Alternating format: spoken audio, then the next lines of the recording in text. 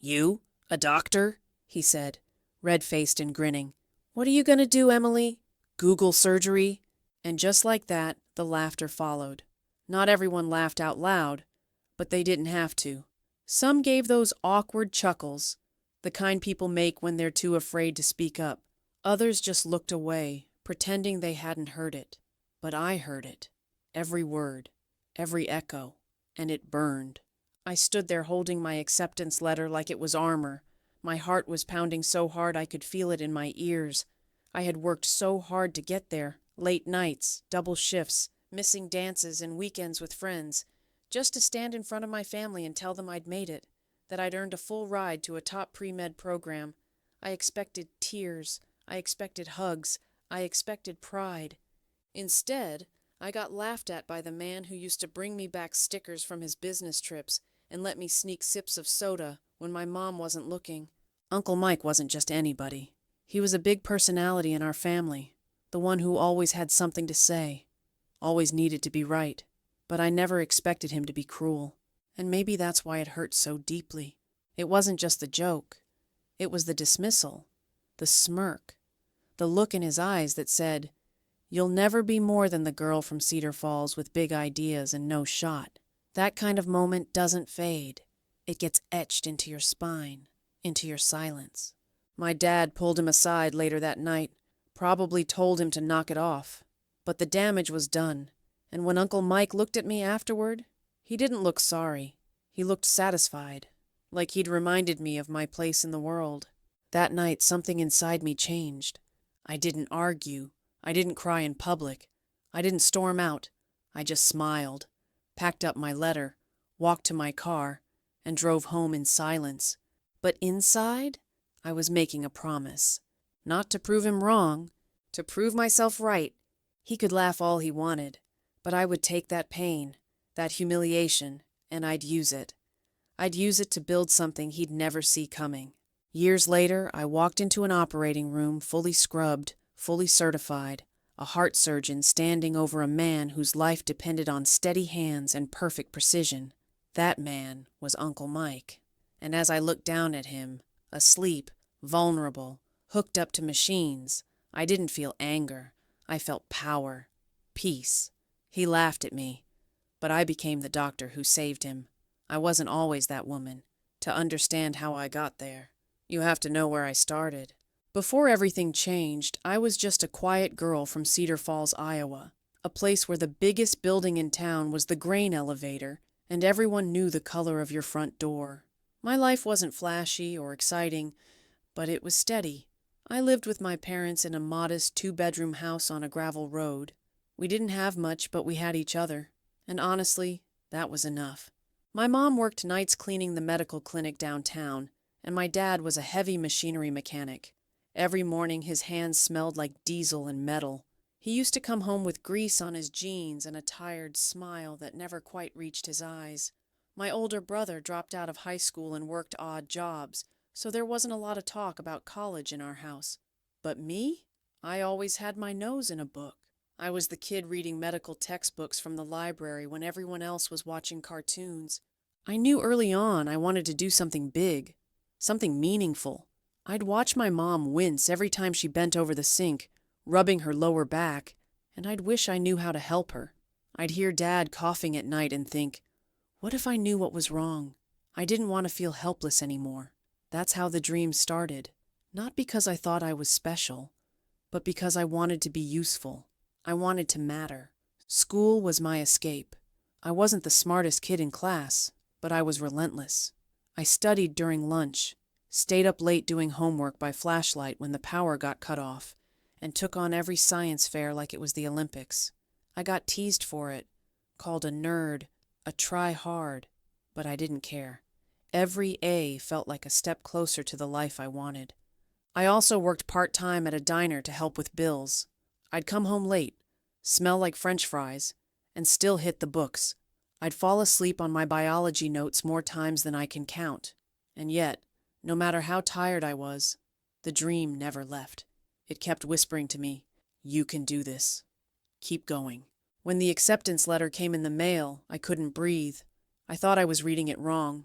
Pre-med, full scholarship. All I could do was stare at the words and cry. My mom held me and cried too. My dad didn't say much, but I saw it in his eyes. He was proud. For once, I felt like I was finally enough. I thought my whole family would feel that way, that they'd be happy for me, that they'd see how hard I'd worked to get there. I couldn't have been more wrong. That moment at the barbecue, my uncle's laugh, it cracked something open, because before that, I believed dreams were enough. After that, I knew they had to be protected. It was supposed to be one of the best days of my life. I still remember it clearly. The backyard barbecue, the laughter, the smell of ribs on the grill, cousins running around barefoot through the grass. We were celebrating the 4th of July, and I had just received the biggest news of my life 2 days before. I'd been accepted into the University of Michigan's pre-med program on a full scholarship. I was still shaking when I opened the envelope. I'd worked so hard for it. Late nights, double shifts, missed birthdays, all leading to that one moment. And I wanted to share it with the people I loved most. So, when the family started gathering on the deck, plates of food in hand, and that golden evening light started pouring through the trees, I thought, this is it. This is where I finally say it out loud. I stood near the cooler, nervously holding my acceptance letter like it was the winning lottery ticket. My mom gave me an encouraging nod. I cleared my throat and said, I have something to share. Everyone turned to look. I felt a strange mix of fear and pride. I got into Michigan, pre-med, full ride. My voice cracked a little at the end, but I got the words out. For a second, there was silence. And then, Uncle Mike burst out laughing. Not a chuckle, not a snort. Full, booming laughter that turned heads and made everyone pause mid-bite. You? He wheezed. A doctor? He slapped his knee like I'd just delivered the joke of the century. What are you gonna do, Em? Google how to perform heart surgery? The words hit me like a slap. A few people laughed politely, probably out of discomfort. Others glanced away. I locked eyes with my dad, who looked like he wanted to say something, but didn't, and I stood there, completely still, the letter trembling in my hand. It wasn't just what he said, it was the way he said it. Like the idea of me becoming a doctor was so absurd it didn't even deserve a serious response. Like all my hard work, all the nights I stayed up studying, all the sacrifices I'd made, meant nothing. But what stung the most was that no one stood up for me. Not in that moment. Not really. My cousin Rachel gave me a weak smile. My aunt looked down at her plate. Even my brother just kept chewing his burger. It was the moment I realized I was on my own. I didn't cry. Not until much later. But something changed inside me that night. Something shifted. I stopped needing anyone's approval, especially his. I folded the letter carefully and tucked it back into my bag, smiled politely, and walked away. Because I wasn't going to argue with a man who thought dreams were funny. I was going to become the kind of woman who made them real. I didn't realize how alone I was until the silence followed me home. After that barbecue, things didn't explode right away. There were no shouting matches or big dramatic scenes.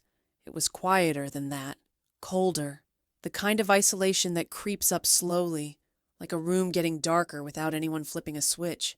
The first few weeks after that night, I noticed things started to change. Fewer family texts, fewer check-ins. My calls went to voicemail more often. At first, I thought it was just life. People get busy.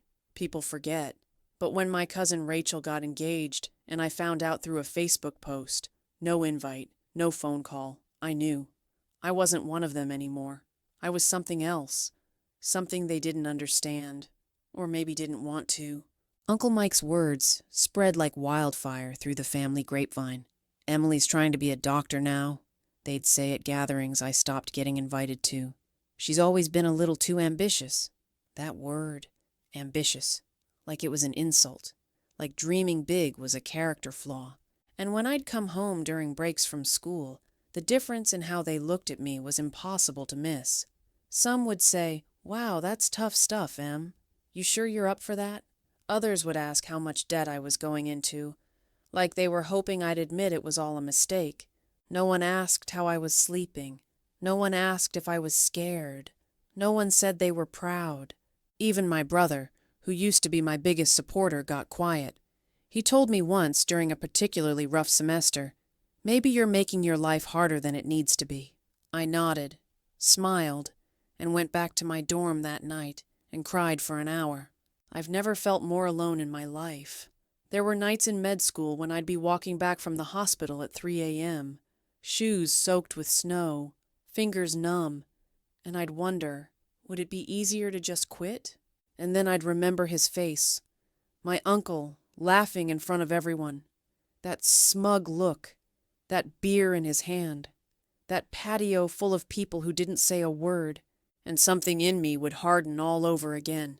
The turning point came one night when I was working a shift at the student clinic. A man came in. He looked just like my dad. Same sun-wrinkled hands, same calloused fingers. He was having chest pains, and I helped stabilize him until the ambulance arrived. His wife looked at me through tears and said, "You saved his life." I walked home that night feeling like I could breathe again, like maybe, just maybe, I was exactly where I was meant to be. That moment reminded me why I started, why I couldn't give up, no matter how many people left me behind. Because this dream was mine, not theirs. And I wasn't going to let anyone's doubt become my truth. I never planned on revenge. I didn't make a list or plot some grand moment where everyone who doubted me would eat their words. That's not how I operate. But what I did do was work. Silently, patiently, and with a level of focus that came from being burned so deeply, I had no choice but to build something unshakable from the ashes. I stopped checking in on family gatherings. I stopped scrolling through pictures of birthdays I wasn't invited to. I let the distance grow, because honestly, I needed it. I needed the space to become who I was meant to be, without their noise in my ear, without the laughter, without the doubt. I learned how to quiet the outside world and listen to my own voice. I made it through undergrad, then got into medical school. My first year nearly broke me. The hours were brutal. The competition was fierce. But I thrived under pressure. I studied in every free moment I had. I practiced procedures on foam blocks in my apartment. I lived off protein bars and ramen.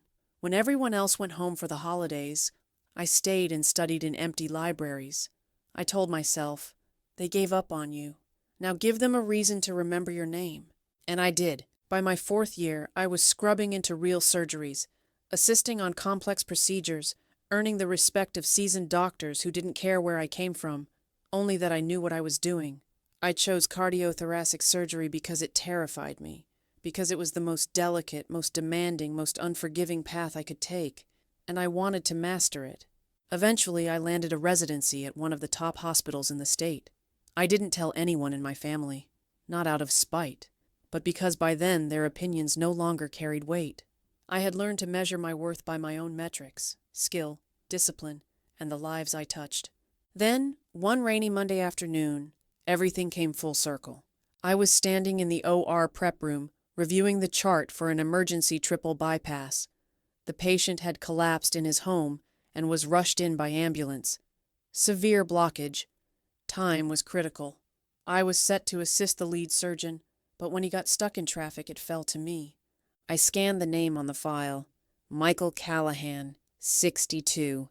History of smoking and high blood pressure. I felt my stomach drop. Uncle Mike.